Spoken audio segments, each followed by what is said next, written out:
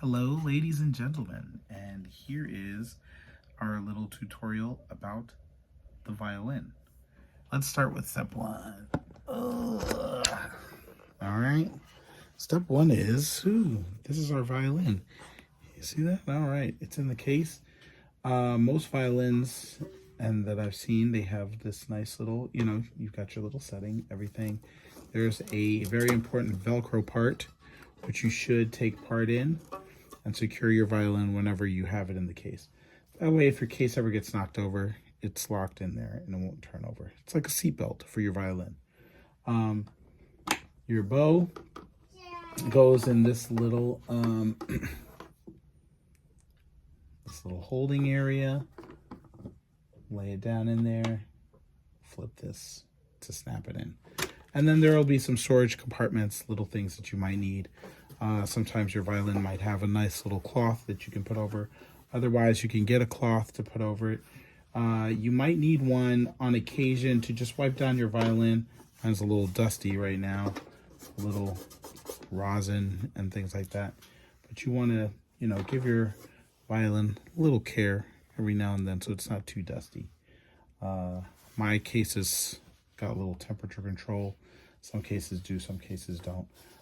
Try not to leave your case out in the weather. These are very sensitive instruments, sensitive to tune. They can lose tuning literally with any temperature, cold, hot, anything changes, you might lose your tuning. Don't worry about tuning. I will tune it when you get to class. Otherwise, just watch a bunch of tuning videos to get comfortable with the idea of possibly tuning your instrument. But yeah, we'll probably do that together. Sometimes you have a shoulder rest that goes on the instrument as well, but I'm going to kind of show it to you without using the shoulder rest only because I'm from the 80s and it's I go a little hardcore. Plus, yeah, it builds character. No. No, it's not super essential, and it's another step that I don't want you to get too confused with. So we'll talk about it at length in person. But for right now, let's check out the violin and put this back. And pick up my violin. So this is my violin. I've had this one for quite a long time. I don't play much these days, but I used to play a lot when I was a little kid, especially when I was in Pennington. I played a lot, but I have not played regularly. It's actually pretty close in tune, so I'm really excited about that.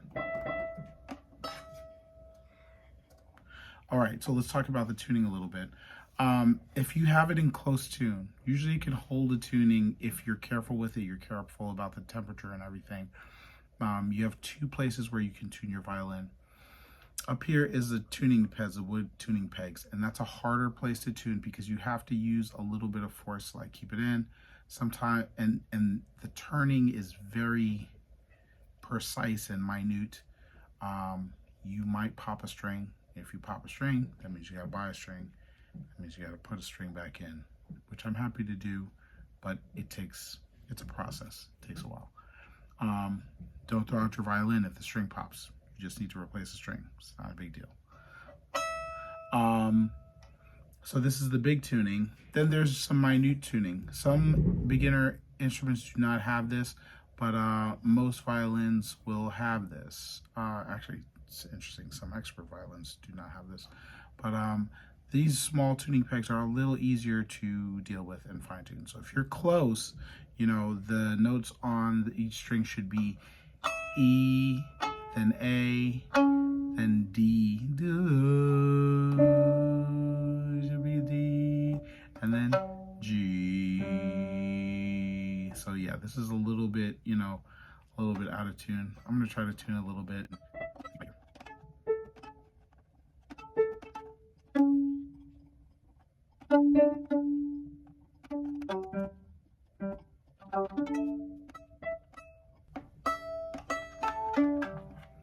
All right, so it's relatively in tune, pretty good. Let's talk about ways to hold the instrument. This way that I'm holding it is just because I have a big hand. I do not recommend you doing it. because your hands are probably a lot smaller. Use care. It's a very delicate instrument. This is kind of the way you want to cradle the neck, almost like it's a hanging device, you know, a little bit. But don't be afraid to hold it by the neck. Be careful not to toss this instrument around. Again, the tuning is very fragile. There are a lot of fragile pieces. This is the bridge. It can slide out. I noticed on one instrument, when it's very new, it's very loose. If the surface is like too slippery, it can slide out, it can break. The bridge has little grooves that accommodate for the strings so that you can play them. But yeah, that's about all I'm going to tell you. This is the chin rest. And again, usually there's a brace or something you can put here. When I was young, they used to give us sponges to put here so that there wasn't too much pressure of us putting it here. But if you're just gentle with it, you should be okay. The chin rest works like this. So you see how the chin rest is. It's usually supposed to be like the jaw line. It's holding it in. And I'm giving you, you know, relative information. If you know a professional violinist, they will tell you I'm wrong, and they'll tell you the right way to do it. Right? They'll tell you better techniques to do. But from my limited knowledge, jawline, this is where your chin goes. To start out, because we're doing open strings, if this is your dominant hand usually has a bow. Your non-dominant shoulder is holding the violin, and your chin is on top. You don't have to pinch or squeeze. It's really just kind of a spatial thing. You want to be gentle at all stages and just kind of, you know,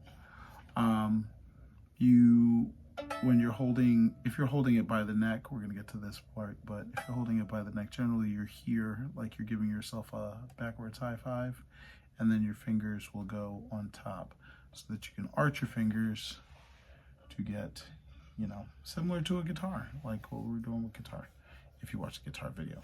But if you're not playing those strings, you can slide your hand down and hold the top body of the instrument like this so that you can play open notes. And right now, the string that I want you to play is the lowest string, which is going to be the furthest for you to reach. It's going to be the furthest for you to reach. So you can see my mouth in case you're... and we want to play that note. That's going to be our G. Now, about bowing the instrument, you want your bow to go, it wants to travel pretty much beneath where you have your fingerboard and the bridge. So that's kind of the area you want to kind of target. Right? That's how you want to strike. Oh, I skipped one part. This is important. Let me put my violin down. This has to do with the bow. So the fact that I was able to get that note is because on my bow, there is rosin. The bow is made of horsehair. It's very smooth. They might do it out of synthetic horsehair these days. I don't know what's going on in the future, but not always. But usually there's like some rosin inside yours. Mine is fancy looking rosin. This is like, you know, I've got there's a big double bass behind me. So I use one for multiple use. But you take the rosin, you can buy this for about $8, $7 or $8 on Amazon. They'll send it straight to your house. And you basically pull your bow across the rosin. And you do this a number of times, right? You want to make sure that your bow is properly chalked up.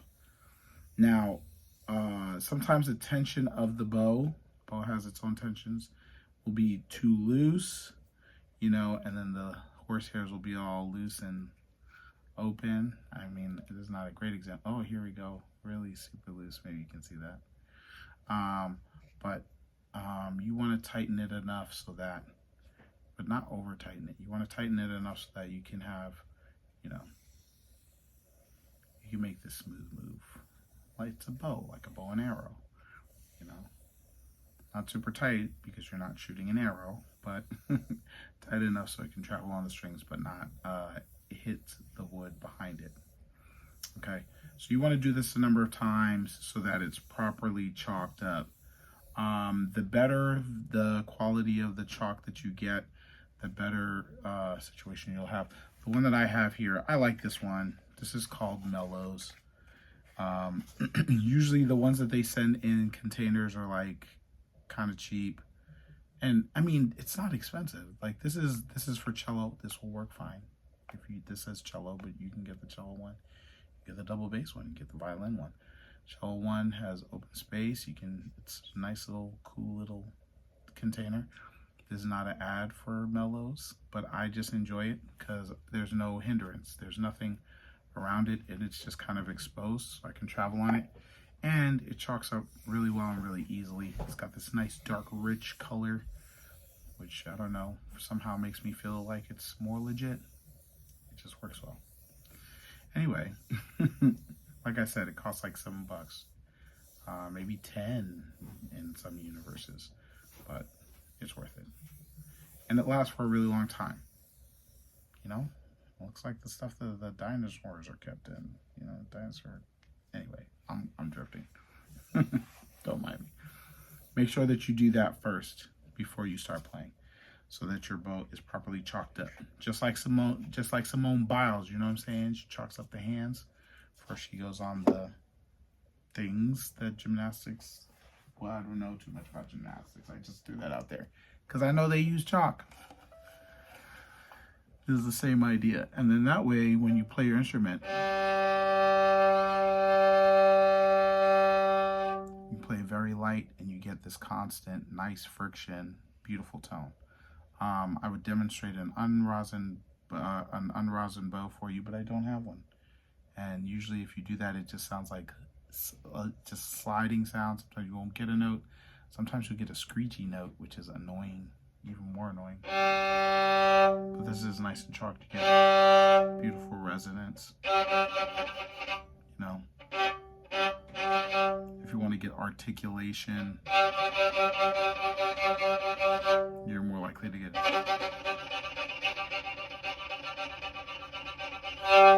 Right, it's great. Anyway, right now we're just going to work on getting that individual note and using our entire bow to play that note. We can even count it as 4 beats. If you're using a metronome, I always recommend using a metronome. But if you're not using one, you can just think 1, 2, 3, 4. 1, 2, 3, 4. 1, 2, 3. You can stop there and then do it. 1, 2, 4. 1, 2, 3. You can do those things. Get fancy with it. This is the early stages. You can do whatever you want. Right? The way that I'm playing, if you look at my arm and my elbow, I'm not going like this to make my sound and using my shoulder. I'm using my elbow and my wrist to get this vibe happening. Okay?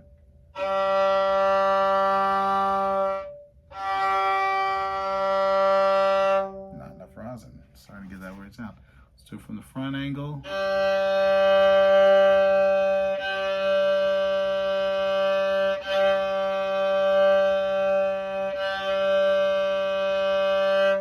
We can talk a little bit about how I'm holding my instrument, or holding the bow. Put this down for a second, just so you see.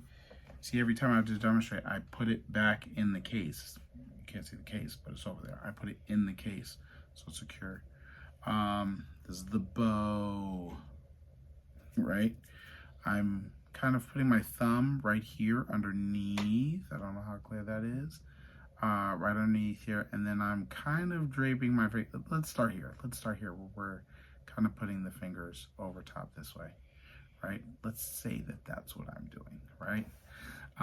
Essentially, I'm kind of trying to find that comfortable spot there. Sometimes it looks like this, where it's like the top of my fingers, not necessarily just the tips, but that's kind of how I'm using it, and I'm being somewhat gentle, and I have the flexibility to spin it a little bit here, so I have that flexibility, you know. That way I can kind of, you know, mold the way that I'm playing. I'm leaving my finger so that as I extend my arm, sometimes, you know, these tendons in here are going to make these tendons stretch out, so I'm allowing for that. So there's a little bit of flexibility here. That's the way that I'm approaching it. I recommend watching videos on this. Go on YouTube and see how people are bowing these days. I'm sure they're a lot smarter than the techniques I got when I was a little kid in the 80s and 90s.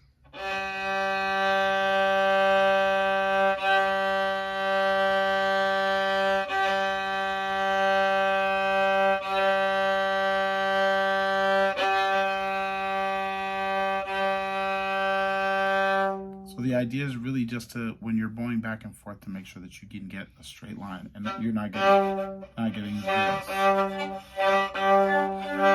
Okay, you shouldn't be playing like that. Please don't do that. It will make me very sad. Don't do it. Straight lines.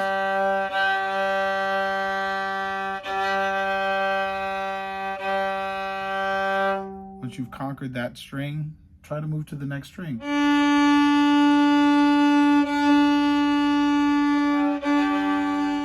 Oh, you see how I played both strings? So you want to focus on trying to isolate one string. One way that you might end up playing both strings is by adding too much pressure, so then now you bend the bow enough so that you're playing two strings at the same time. That's not wrong. It's something you might need later. It's just not necessarily what we're doing here. So try to be a little bit more, a little lighter. This is great if you have properly rosin your bow, so that when you, even when you're being light, you know, you're thinking, oh, I'm light as a feather here.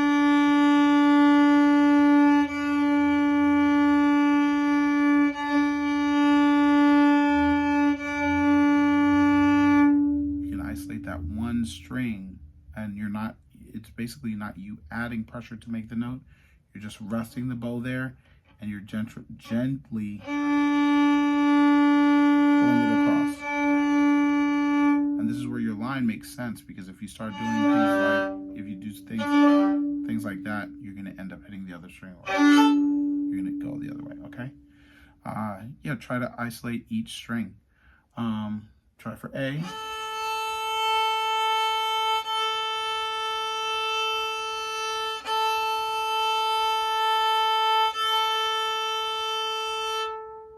And then your E string.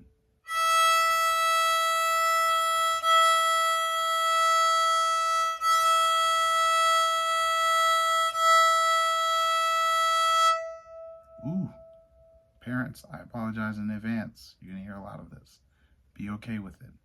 My brother-in-law is, he just finished his undergraduate program in Scotland, at the college in Scotland. And now he's about to do a graduate program in Europe. And he's phenomenal. Started at 12.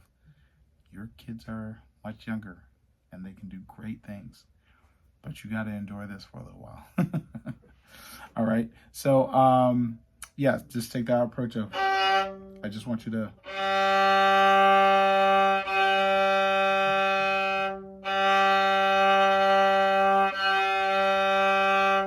practice just playing it, practice picking up the bow and putting it down.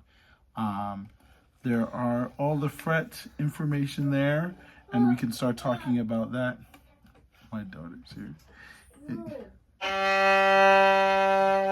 And working on intonation.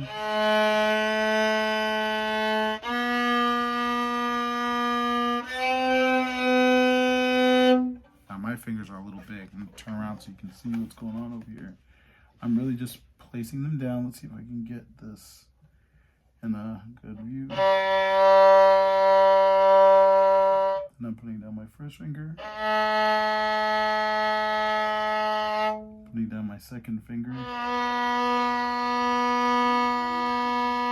And I'm putting down my third finger.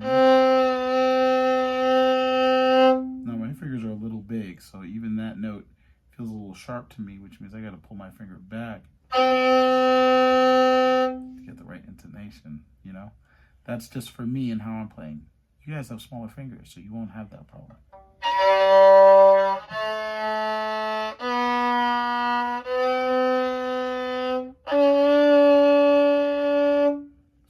just experimenting with that kind of thing. And that was just do, re, mi, fa, sol. You can use your ear to find those things.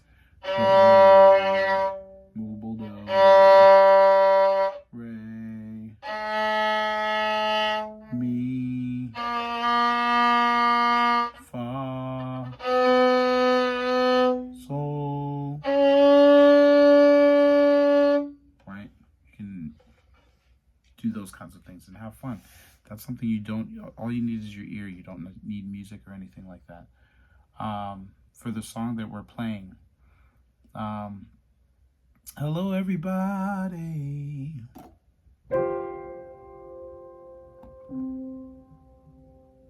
Hello everybody. Hello everybody.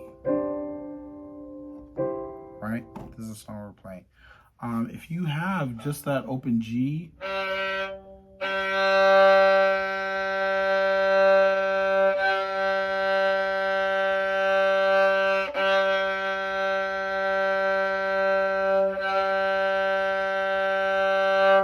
being able to play that, just that open G, is very helpful to the tenor of the song. And then, you know, this third note, that note, third finger down.